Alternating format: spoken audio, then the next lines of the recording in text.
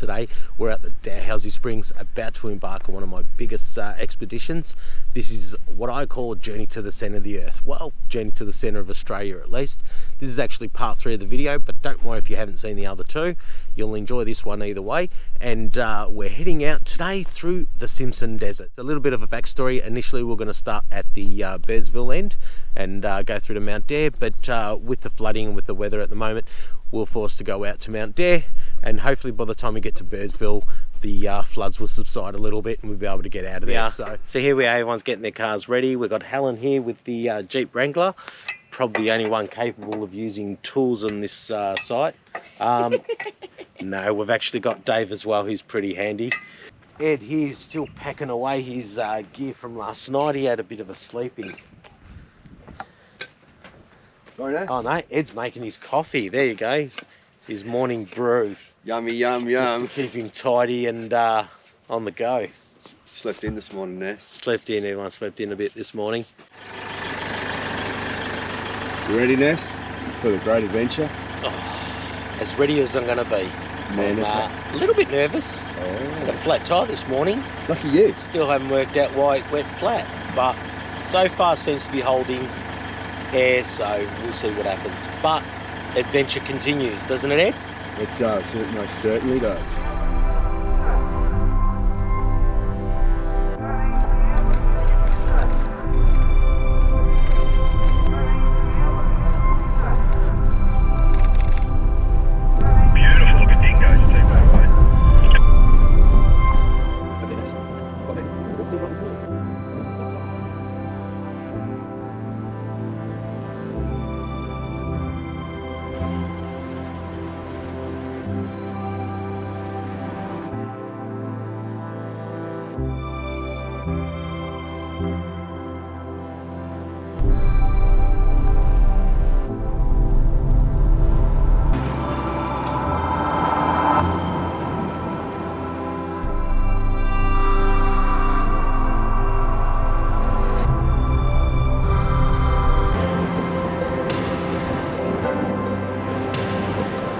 The first stop across our Simpson Desert Expedition is Perny Bore, apparently an accidental lake. So I think they'll drilling for petrol or fuel or something like that, and they found water. And now they've built a nice little shower and toilet and lunch area. Don't get a lot of visitors here, it's nice and peaceful. Essentially this whole area that we're seeing is normally covered in water, as apparently Ed was down here in about 2014 and all this was just full of water. I mean, this is a gorgeous place. Look at these birds, they're absolutely amazing.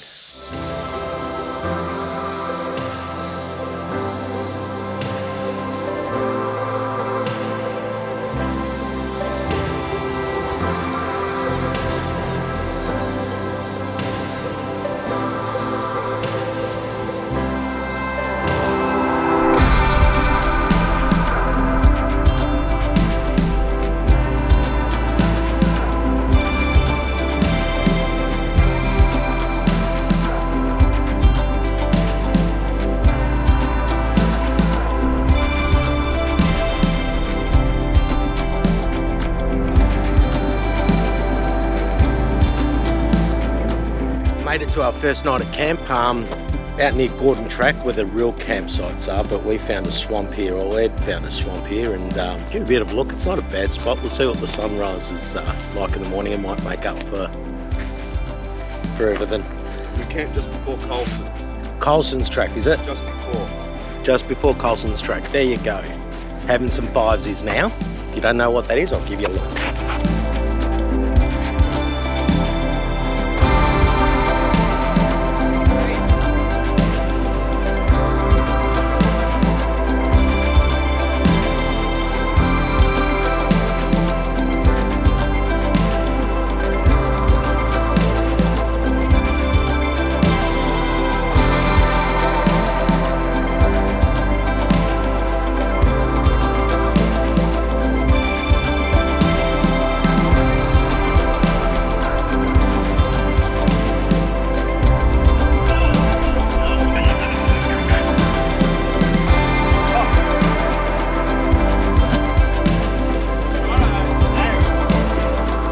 Really good reason to carry some spare bolts in your car.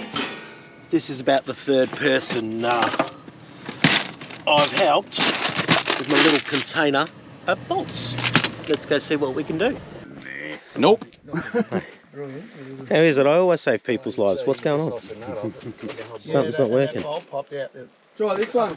So as you can probably see behind me, we've got some people in a little bit of trouble.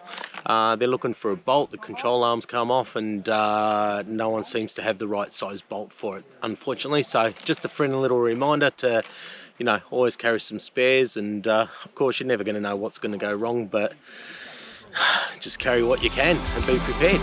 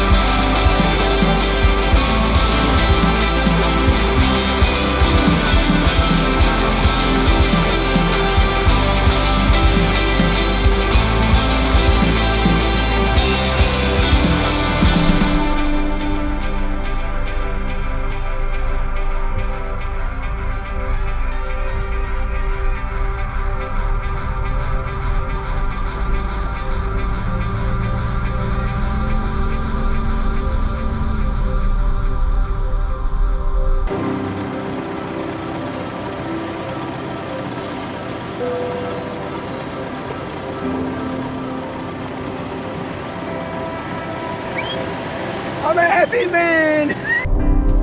Did he say heading west? How are you? Got everything you need?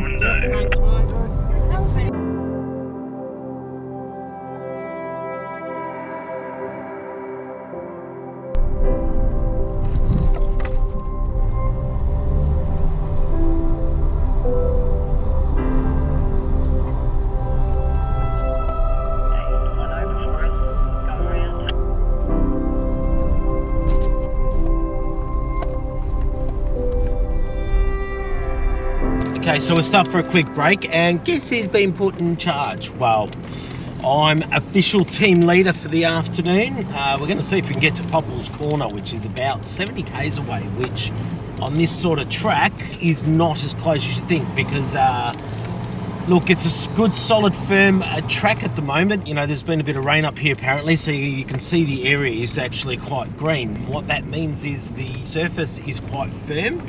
So, you know, you're not fighting the dust, you're not fighting the sand, but you are still fighting the bumps. So very limited to how fast you can go.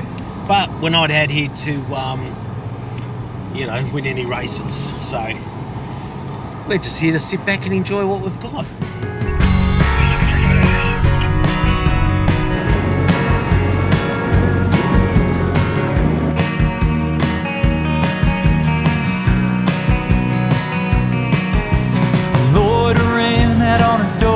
Again,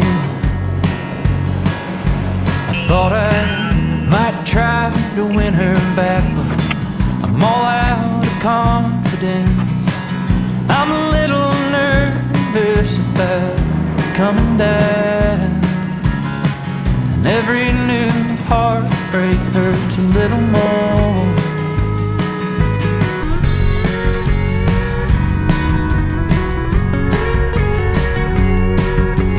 First one felt like more than I could take, so I hit the ground running so hard, whittled my soul away.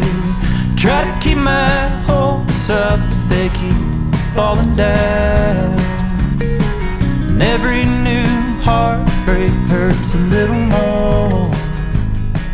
So how's this for a beautiful place? This is absolutely gorgeous. Look at it all.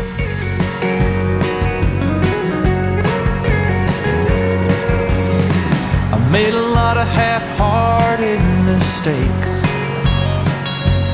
but I worked so hard on this one. I gave her my everything.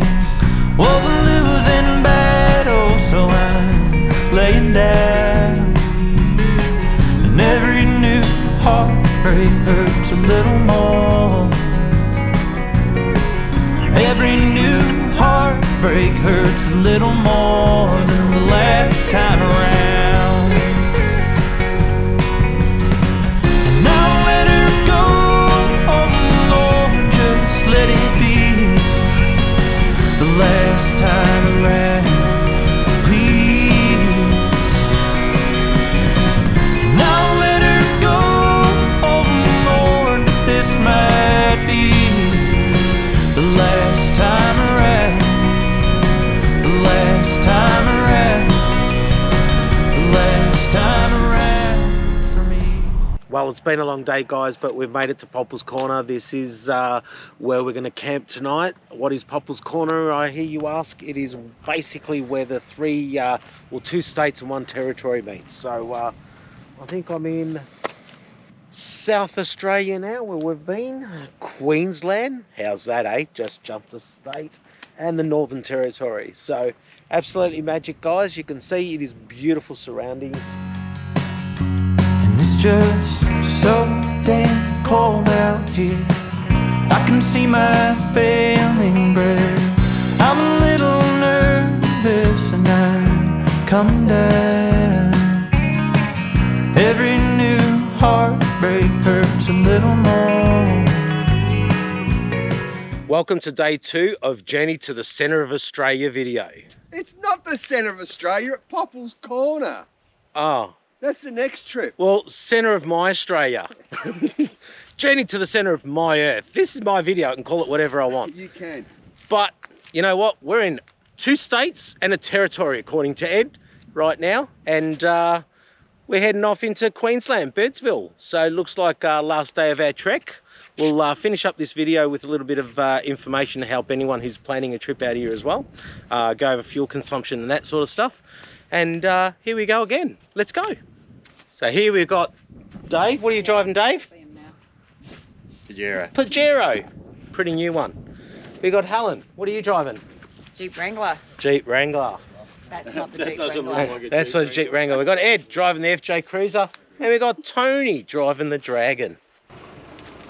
See these things? Score Pro Glasses Explorer Box. Unbreakable. All they've done is sat in the back here. They haven't even been secured. They're just rattled around just like that on the whole Simpson Desert. And what are they for, Ed?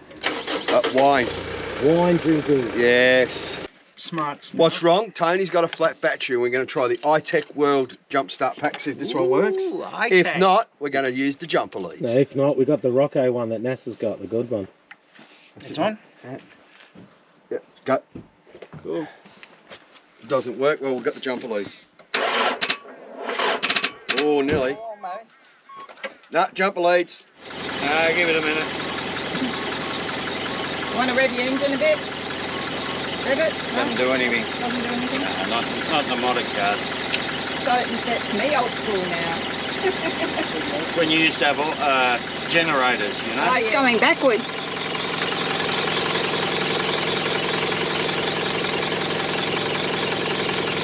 Why's it going backwards? Shot in the car? Sorry, what was it, Tony? Huh? What was it? A diaphragm. Water pump still on? No, diaphragm.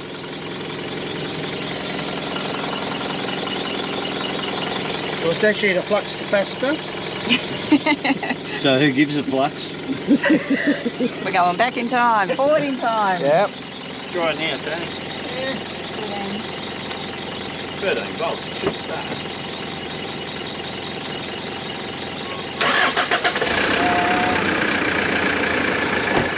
Whoa! That means that water pump is pulling Epic like shit. There you go.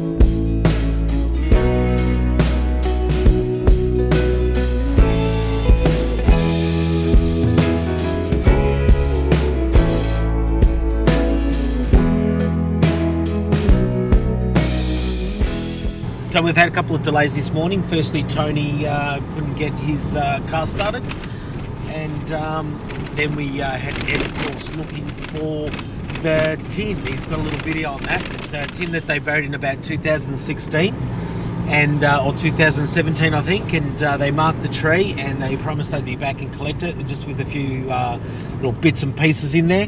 And of course we sat there at the wrong tree digging for a while until we found another one. But there's a funny story behind it. Check out Ed's video on that one. I'll tag it up here if it's out yet. So we're now on the QAA line in the Queensland part of Simpson Desert, travelling east, of course, to Birdsville. Birdsville still apparently is closed. The South Road and the East Road is still flooded. Guess what? We might have to go through Baduri and head north and find the long way home. There you go, peeps. This sign marks the end of the Simpson Desert.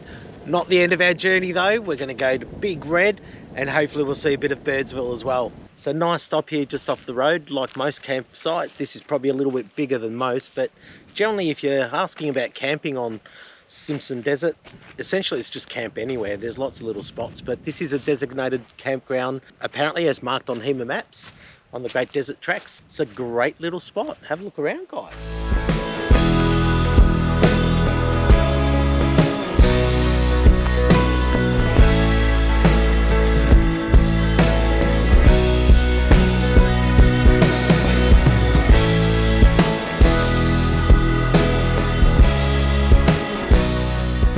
Welcome back. This is day 4 of our Simpson Desert Adventure. It's going to be an exciting day today. We've got the last leg of the run. We've got the Big Red. That's basically the largest dune at the end of the run. It's apparently a mountain, so it's going to be interesting climbing that, and we'll take a few photos and that there. And then after that we can head out to Birdsville and clean up after a few days with no facilities.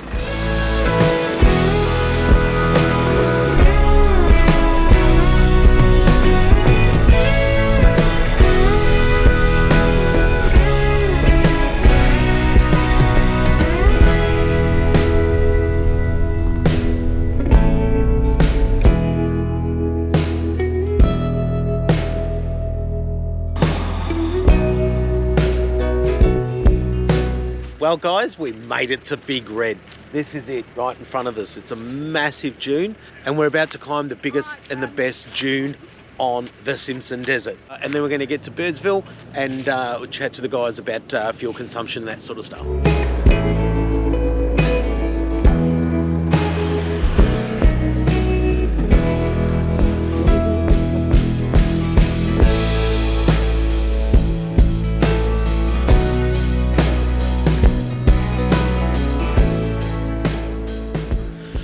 Well, we made it to the top of Big Red. Now, I didn't quite get up there in 4 high like I've done the rest of the track. I had to drop it down to low. Took a couple of goes, but I got up there and I did one of the hardest tracks as well. So I'm pretty proud of myself. We're at top of the Simpson Desert, basically. This is the highest dune and the most beautiful, it seems. So absolutely wonderful. Have a look around and we'll go into Birdsville and I'll get the guys to give you a bit of information around fuel consumption and that sort of stuff. Let's go.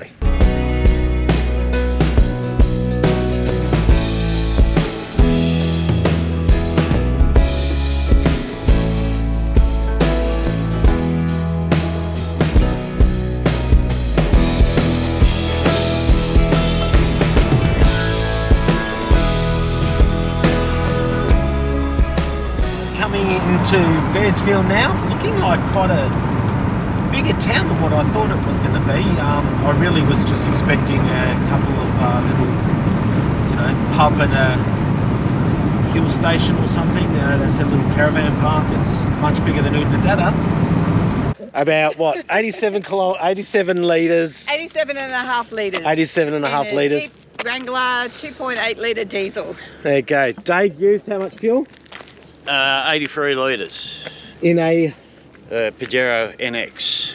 You used to do the Simpson Desert? 95. 95 in what car? Pajero, DPF. Ed? You want me to lie or tell the truth?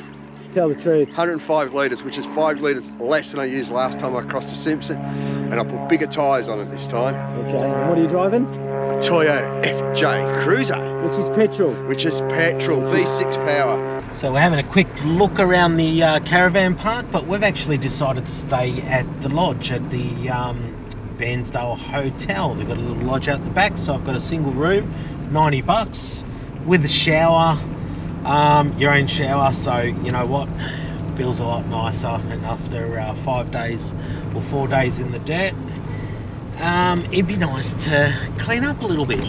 So this is where all of us have decided to stay. Apparently it's at the back of the Birdsville Hotel, and as you can see, it's quite pretty. It's you know, nice enough. And have a quick look inside the room.